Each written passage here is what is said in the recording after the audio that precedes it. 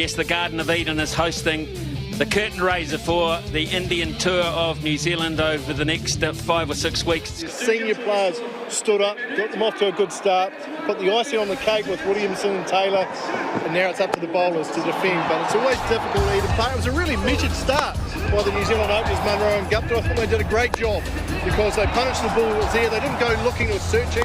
They played Boomer well. We saw a couple of the shots we're so used to from these two dynamic New Zealand openers, and it really laid a nice platform for the rest of the other players to come in. Gupta played well, was out, caught it square leg, and then Kane Williamson, the New Zealand captain, who we talked a bit about, came in and played with freedom. And you always talk about T20 cricket.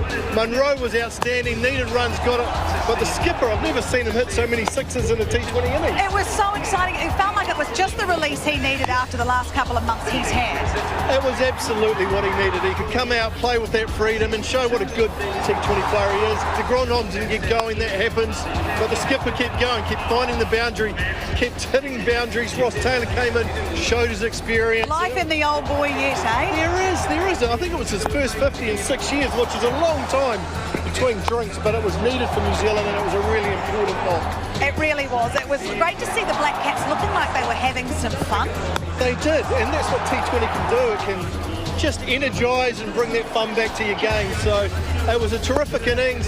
India at times looked a bit ragged in the field and with the ball, and I think it's a very good total, but New Zealand are still going to have to bowl well because we know what these boundaries are like at times. That was a good piece, smart piece of bowling where you've got to bowl wider.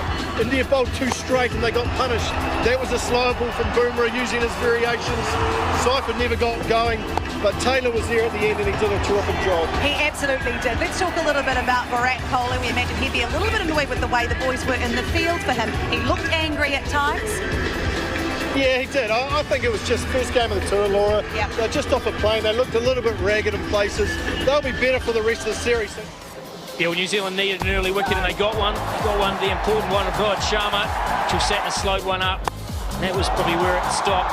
This was the first ball Virat Kohli faced from Blair Tickner, and while there were some wonderful shots from both KL Rahul, Virat Kohli, New Zealand did have an opportunity against both of them. One a run out, another one a catch, but just took the game away. They were so good together. It was such a crucial partnership. KL Rahul was actually outscoring Virat Kohli at the stage, ball up 50.